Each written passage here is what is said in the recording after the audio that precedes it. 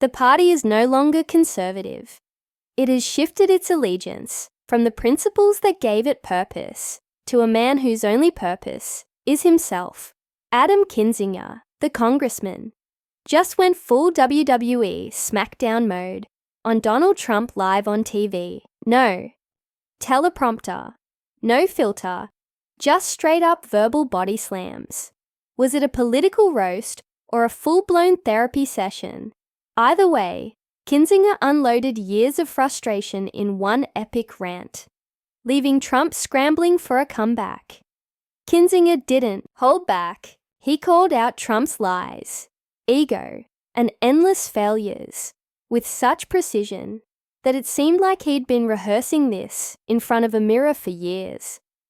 It was like watching someone finally tell their boss exactly what they think on their last day of work, except the boss is a former president and the workplace is democracy. As a military guy, I've always respected strength in leadership, and Trump is the opposite of that. He's a whiny, weak, small, tiny man who is scared to death, just like that. Donald Trump is back in the headlines again, not for saving democracy or an act of great heroism, but because Adam Kinzinger just verbally folded him like a cheap lawn chair on live television. Oh, it was a spectacle.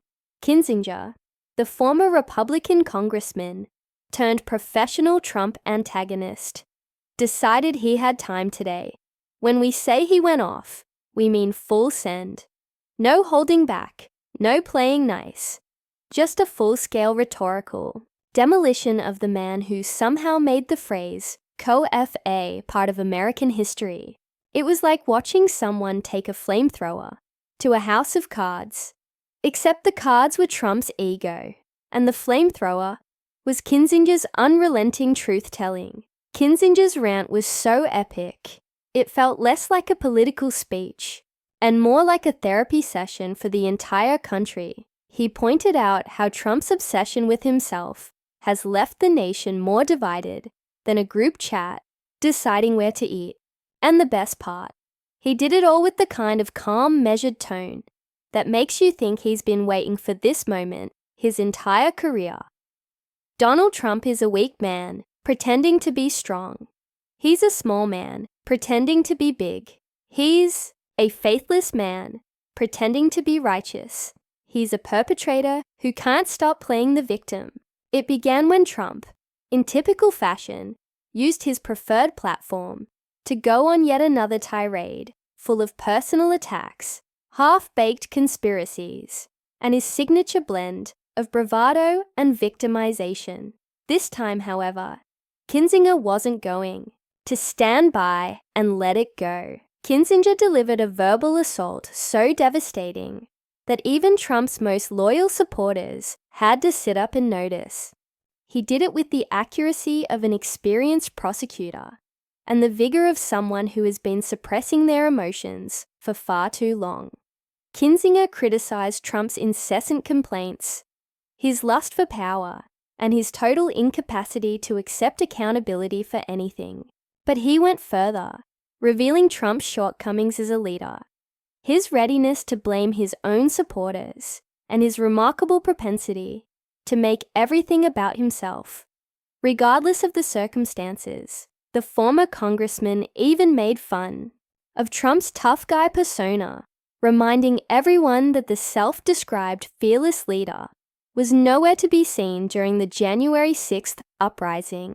Instead, he watched it unfold from the comfort of the White House, like a reality TV show. It's America, because he's not going to take on actual tough people, because then he may have a fight, and he's a coward.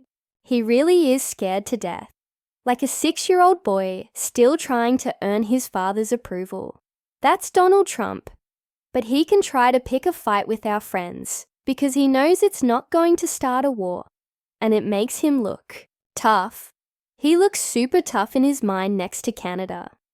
The other interesting thing is he claims we got a bad trade deal with Canada and Mexico, like it's 1984, where we're supposed to forget what happened yesterday when he negotiated the USMCA It's the greatest trade agreement ever negotiated. So what is it Trump made a decision? It is so counter to who America's soul is. We rebelled against exactly what we have in government right now, and I think that natural kind of feeling is still alive in the American people. So we want to take America back from the oligarch class thing, and I think that could start to develop over the next few months and really turn into something that takes down what was so brutal, so unfiltered that you could almost hear the collective gasp from the political world. It wasn't just a critique, it was a dismantling.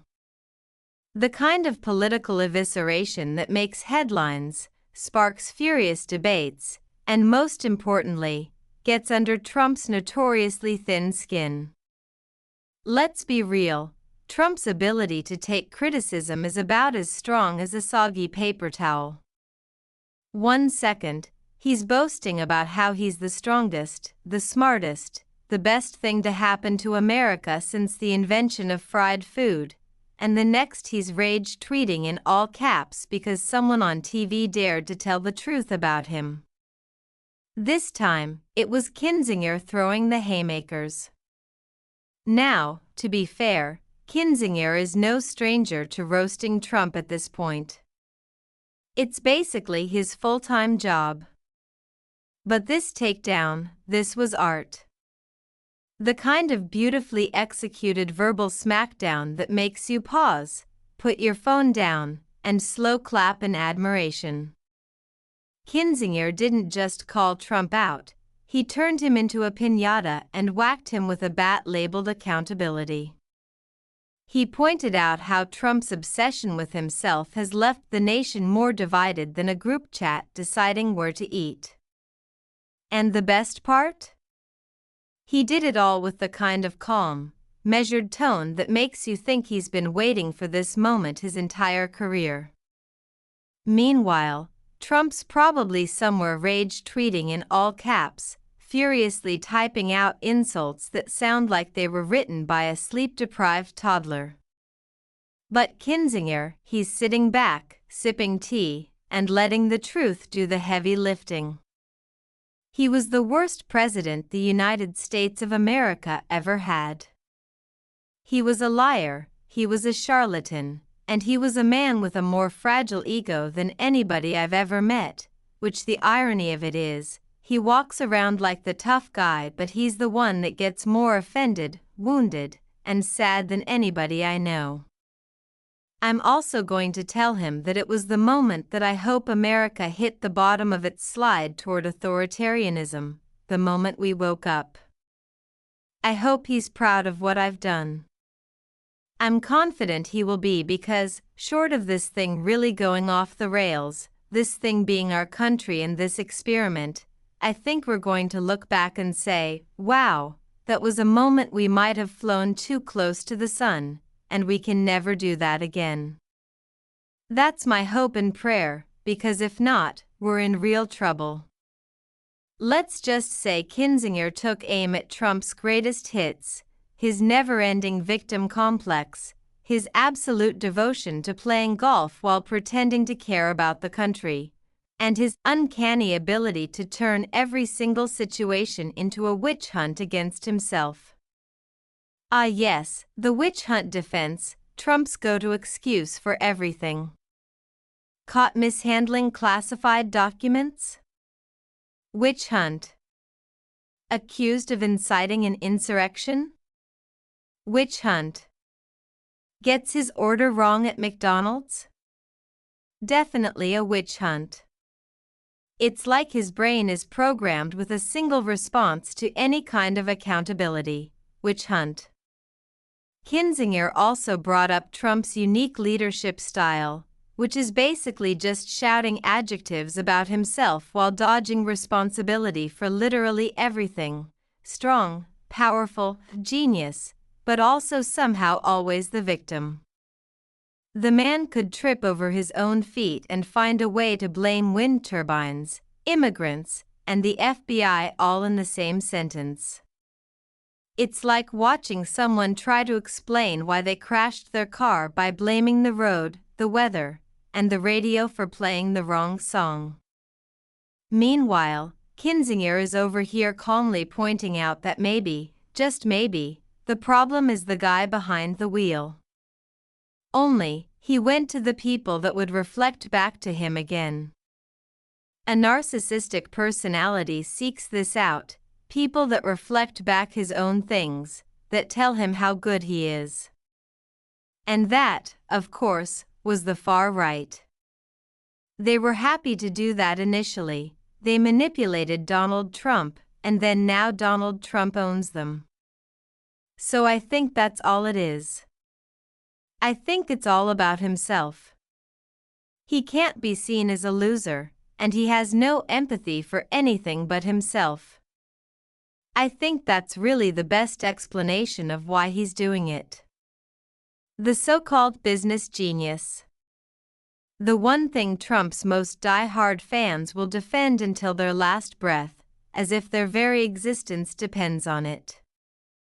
This is the same man who somehow managed to bankrupt a casino, a business model literally designed to vacuum money out of people's pockets. Let that sink in.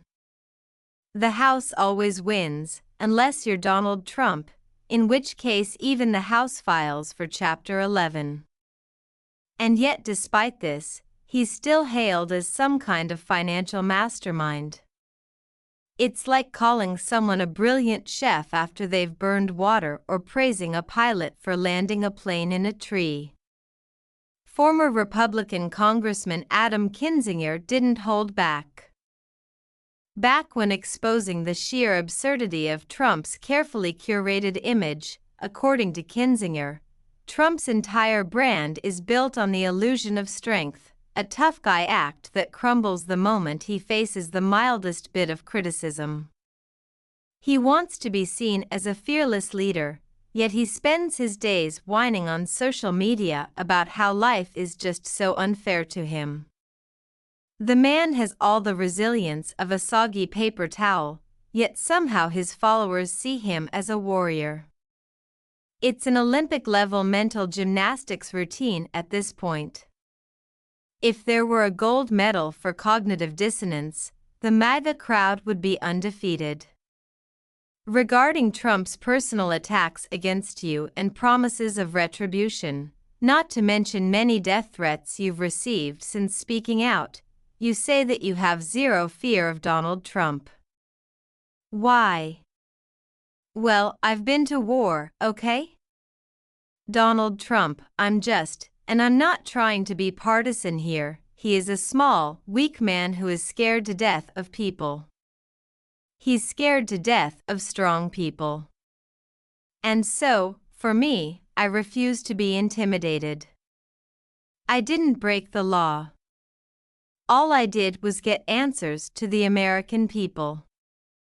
If you want to come after me, you have to make something up, and by the way, if you make something up, I'm going to use that and become twice the pain in your backside that I ever have been. If you're going to come after me for no reason, the American people won't stand for it. They may have elected Donald Trump, but they still want the law and the justice system to work as it should. Ah, yes, let's talk about him. The man, the myth, the walking cautionary tale, Donald J. Trump. You know, the guy who famously declared, "I hire the best people." But let's be real, his definition of the best seems to include anyone who can survive a single press conference without getting indicted or writing a tell-all book. Spoiler alert, most don't. His hiring process is less Harvard Business Review and more Survivor, Federal Edition. The criteria, blind loyalty and a willingness to risk it all, like federal prison. The moment someone questions him or refuses to commit light treason, they're suddenly a loser, a rhino, or part of the deep state Illuminati. Honestly, his turnover rate makes DoorDash drivers look like lifers at IBM. And don't even get me started on the legal fees.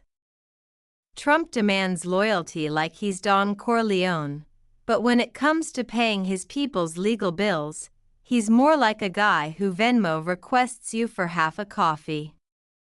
His attorneys, campaign staff, and former allies are out here GoFundMeing their legal defenses while he's hosting $100,000 plate dinners at Mar-a-Lago to fund his next round of lawsuits. It's like a reverse Robin Hood, steal from the rich, who are dumb enough to donate, and give to himself. Classic. But here's the kicker. Trump's entire persona is basically a house of cards held together by duct tape, bluster, and a fan base that's all in on the outrage buffet.